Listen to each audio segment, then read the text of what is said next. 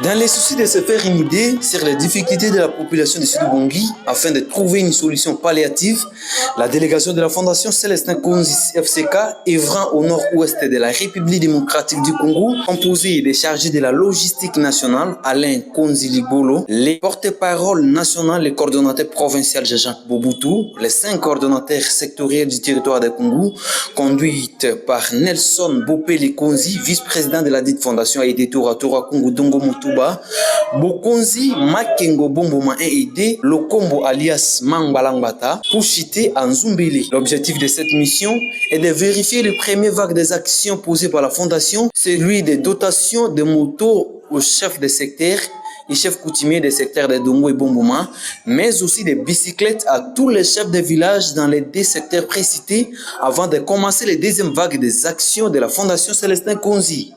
Partout où l'équipe de la Fondation Célestin Konzi est passée, les membres qui composent cette fondation ont bénéficié d'un accueil digne de son rang afin de démontrer aux yeux du monde que le PDG Célestin Konzi a touché les sérieux problèmes qui rongent la population de Sud-Bangui en général, plus particulièrement du territoire de Congo, son Jérusalem, avant de toucher d'autres territoires de la province de Sud-Bangui.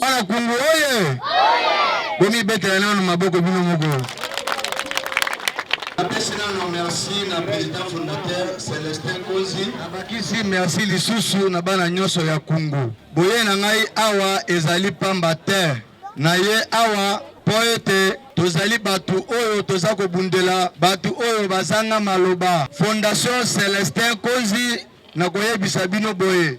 Ezali na kati ya politiki te pe toza ba politicien te. Tozali une fondation oyo salami pona kosunga ba oyo bakufela baboti ba oyo bazana minoko ya kolobela te ba oyo bazana eloko te biso toye mpona kosunga bango na nyonso topesaka bamoto na bavelo na Kungu mpe bisika nyonso oyo totambolaki biso moko tokiti awa po ete tomona bapopulation oyo bazali kopesa bachef coutumier na bachef ya localité moto ekokisi posa ya population te bango bazui oyo ya bango toye sikoyo mpona koyoka mpe posa ya population mpe tosala posa na bino. À chaque échange avec la population, le vice-président et chef de la délégation Nelson Konzi invite la population à une adhésion massive pour faire avancer cette œuvre. Tozali bandeke luka te totongi biro na biso wana ezali mutu nyonso akoki kokende atala yango mosapi moko esukolaka elongi te ndenge bakulutu baloba tozala na bomoko tosadere massivement biso nyonso tokoma membre ya fondation. Le matin de ce lundi à Kungu, chef-lieu du territoire qui porte le même nom, n'était pas comme tout autre lundi marqué par la visite des membres de la Fondation Célestin Konzi avant les meetings tenus à la place publique de Congo. Jean-Jacques Mobutu, coordonnateur provincial de FCK, a visité l'état d'avancement des travaux de construction du bâtiment qui va abriter la coordination de la Fondation chef-lieu du territoire qui est déjà à 70% des réalisations.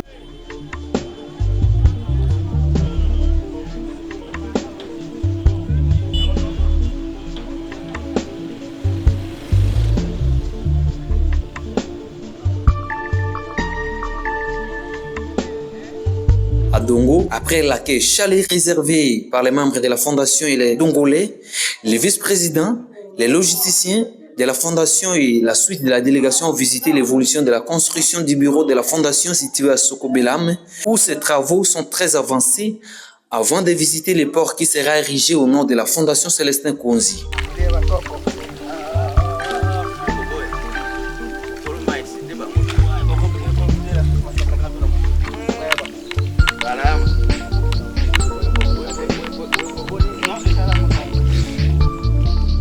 Les mardis avant de quitter Dongo, pour Motuba, les chefs de la délégation ont visité les dépôts qui gardent les matériels qui vont permettre le décollage des travaux de la fondation, notamment des tôles pour la construction des écoles, ciment, les groupes électrogènes y compris la machine de forage d'eau potable et tant d'autres, mais aussi retirer le document de ces matériels.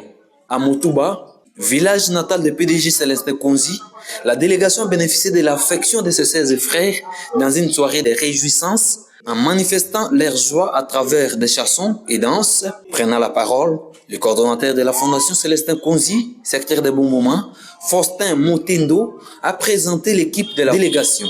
Dans la foulée, le vice-président de la Fondation, Nelson Bopé Konzi, invite ses sœurs et frères de Motuba à l'unité et s'approprier cette initiative qui est un atout pour les milliers avant de finir que la Fondation va réaliser beaucoup de projets, notamment forage d'eau potable et réhabilitation de quelques infrastructures publiques à Motuba Centre.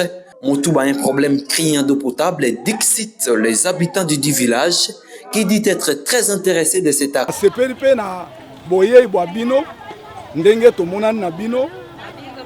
Par rapport na ndenge botindami bosunga biso na bozangi ebele o tozana yango na kati na mboka.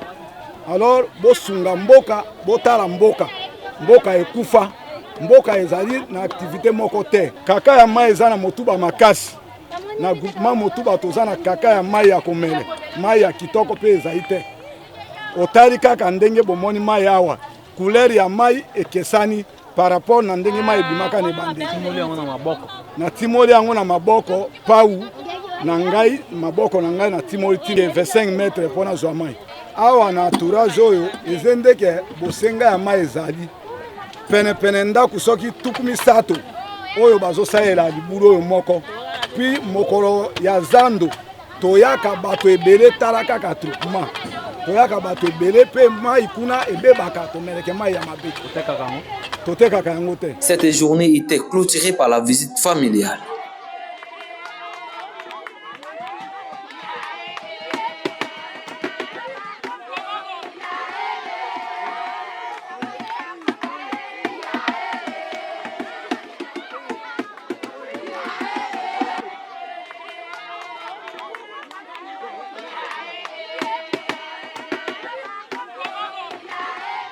Le mercredi matin, avant de quitter Motuba, l'on a constaté l'adhésion massive des habitants du village où un jeune homme de moins de 25 ans a pris son adhésion de $100.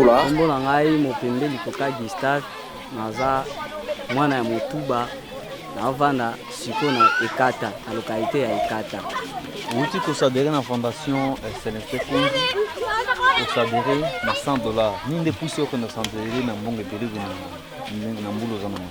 Oui, merci mon pansango na ndenge nino tozenga question ndenge wana na apprécier fondation Célestin Konzi na oyo o asali kete alite contre pauvreté na mboka tandis que biso ba mboka tozonyo kwama yango wana mi s'adhérer en totalité corps et âme que tout soutenir œuvre et avancer. Le vice-président de la fondation a visité les sites des travailleurs de la fondation venus de Kinshasa.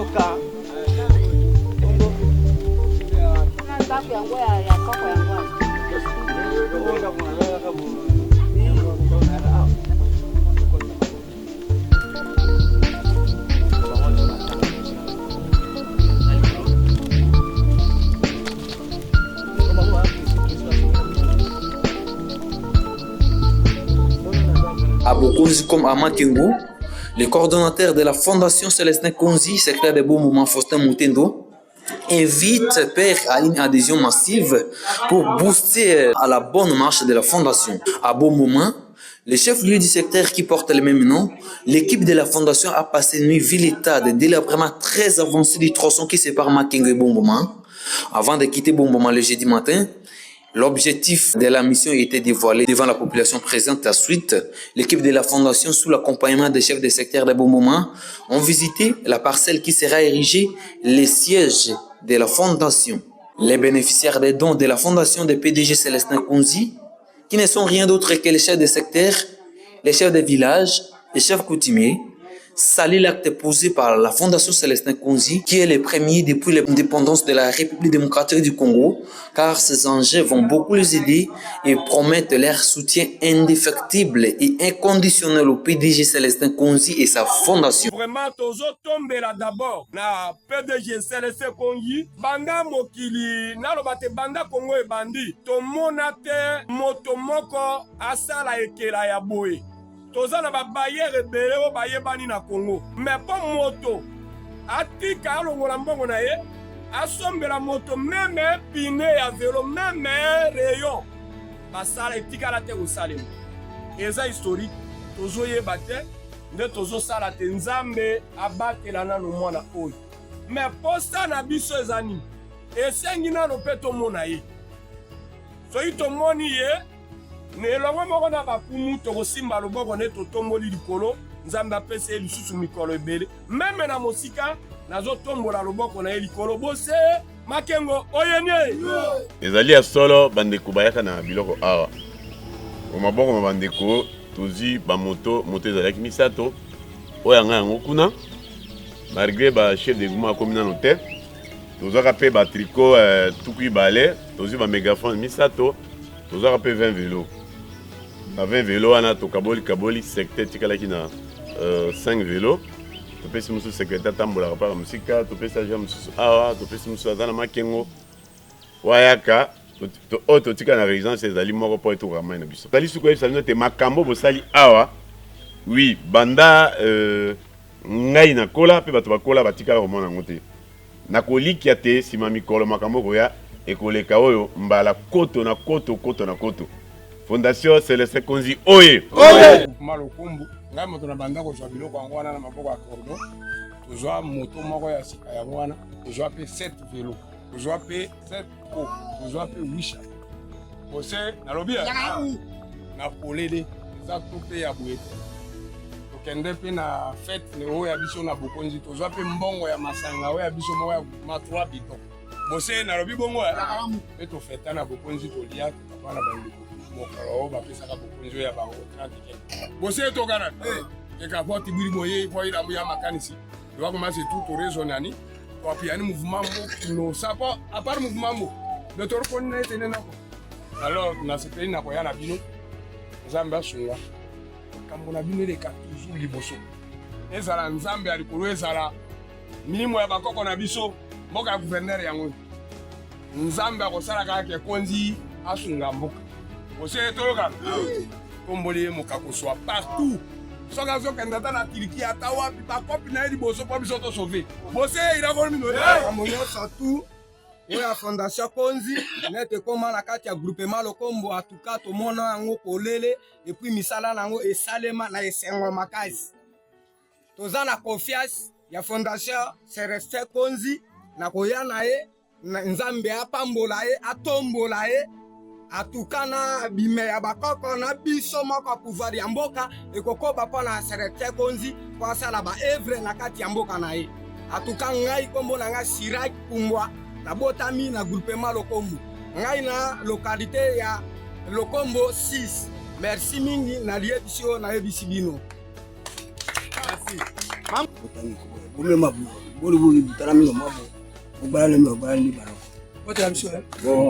Tony kambo mera mkola mkoto butangi kombo ya isat o natene prevent ya bingo ni ya biwo alors ile nzambi kanisa hii ani ro kola na bila ni na budi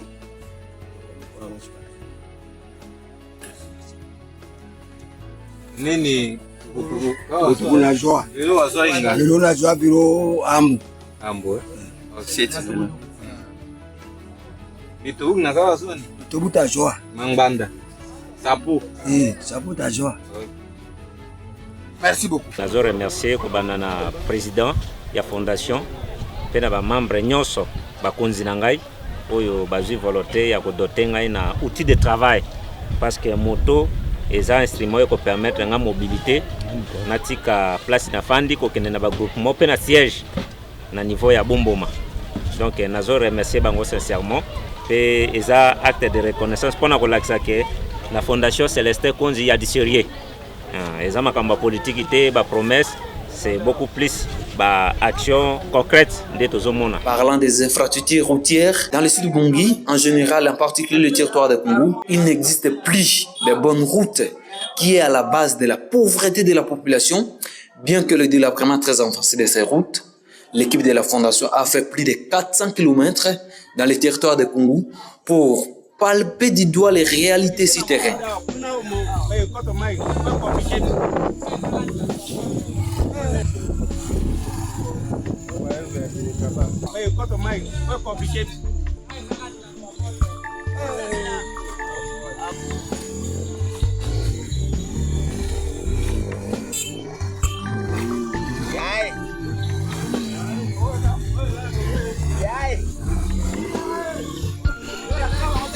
Money.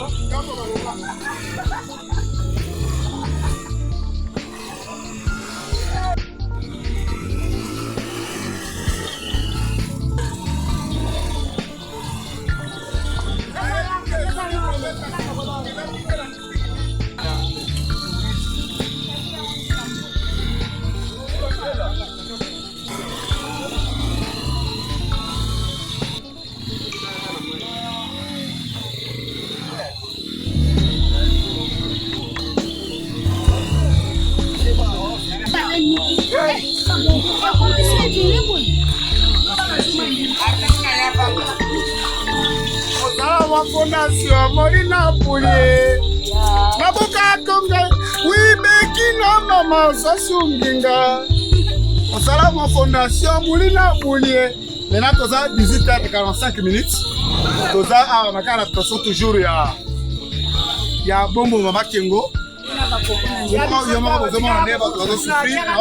chef de gouvernement, Madame la Première ministre, elle a vraiment souple à soutenir la Fondation Célestin Konzi pour que la personne qui va faire une solo pour développer un peu la vision de l'initiative de la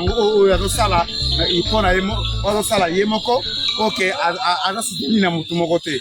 Quand on a un gouvernement, a mis sur la fondation, a financé un go pour ça la moussala pour la mboka. Merci beaucoup. Toujours dans la souffrance du Congo, Tondimi et puis tout civil. Vous avez un bandegolé pour souffrir quoi. Tiens mon flash, flash.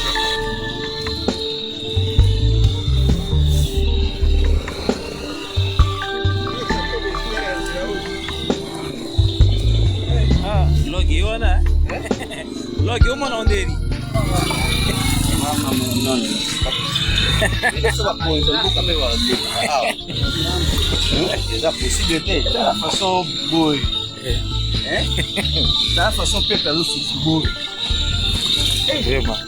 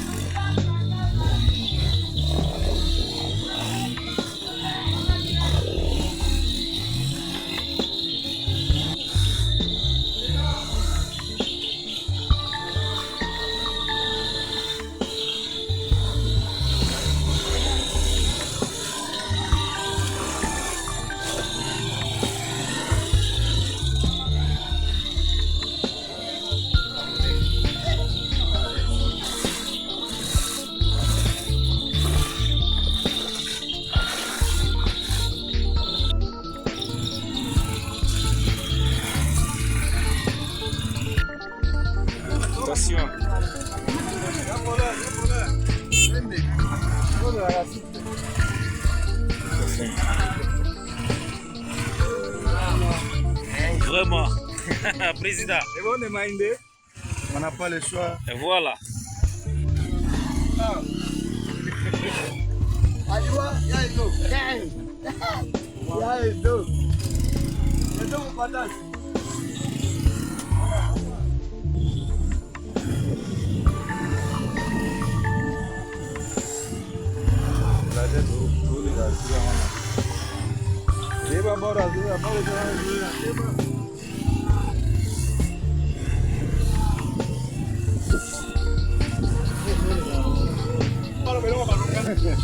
Baby.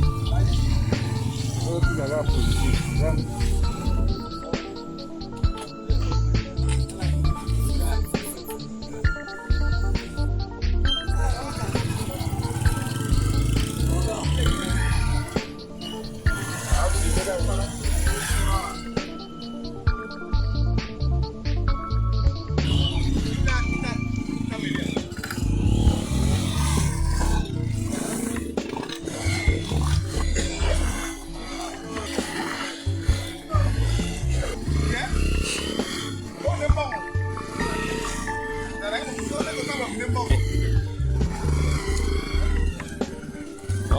vice-président yona Silesha kecha talozi mama na potopoto iza ibili la Congolais tosala nini foto mérite fosi ya boye sidu bange sala nini territoire ya kunge sala nini ola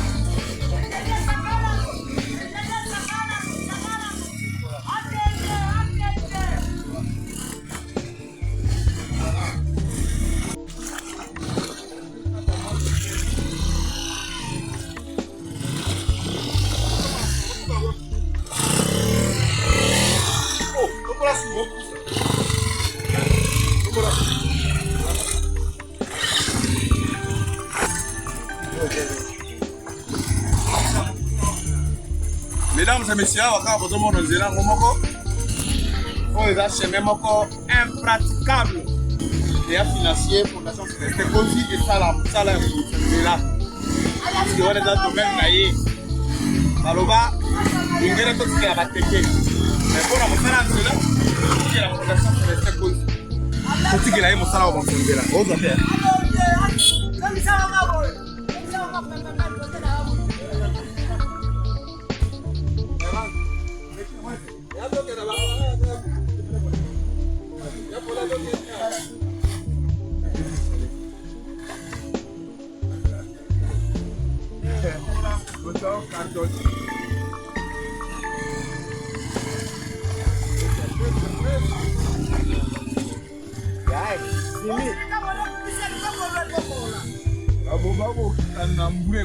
Keba.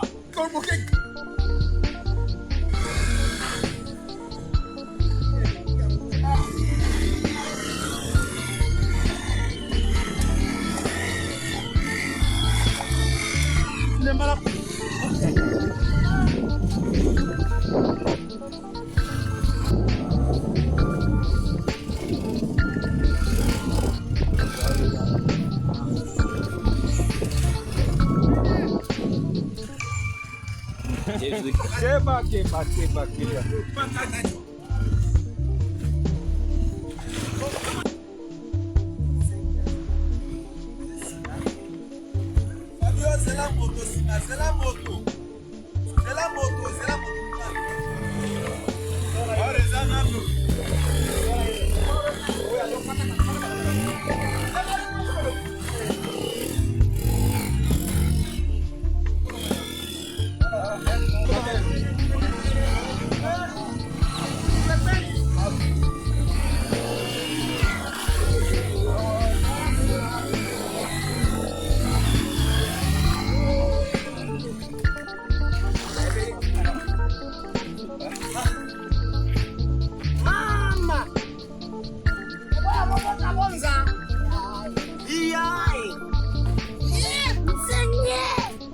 Le vice-président de la Fondation Célestin Konzi, Nelson Konzi Bopele, le directeur général chargé de la logistique Alain Libolo et le porte-parole national Jean-Jacques Mobutu peint un tableau sobre sur la situation de la route qui est le socle de développement. Mesdames et messieurs,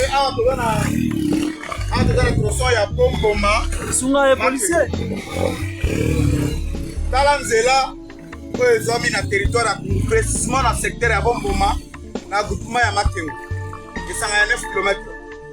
Naza kosenga na président de la République, chef de l'État. Nazo senga na premier ministre, chef ya gouvernement. Que Kungu eza piqué na moustiki nini ko esouffrir na ba condition tozana yango na ba pasi ya boye. Nazo senga na chef de gouvernement. Nazo senga na chef de gouvernement de l'État. Et madame la première ministre, pour soutenir Fondation Célestin Konzi na ba initiative ya malamu azui pour soutenir Fondation Célestin Konzi na ba initiative ya malamu azui pour le développement ya mboka na makambo ya kotia mai na dosenga na ete ya kotonga ba hôpital national ya kosala makambo national na dosenga na ete ko matali nzela ke azo kuna doma na gouvernement national population na makambo matali nzela ke kuna doma na gouvernement national de la République ya missionnaire na au territoire ya Kungu ko ezwa na Sidou Bongi na secteur ya Bombo. Je dis que je vous remercie.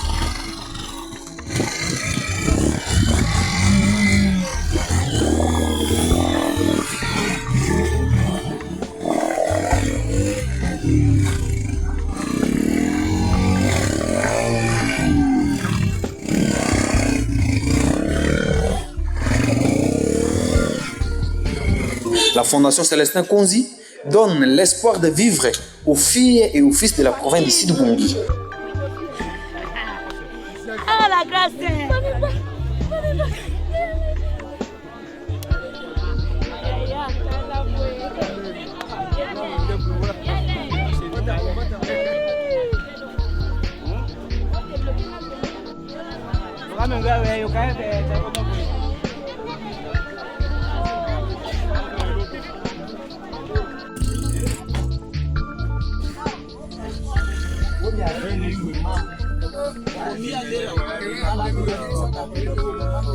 Estamos ahí.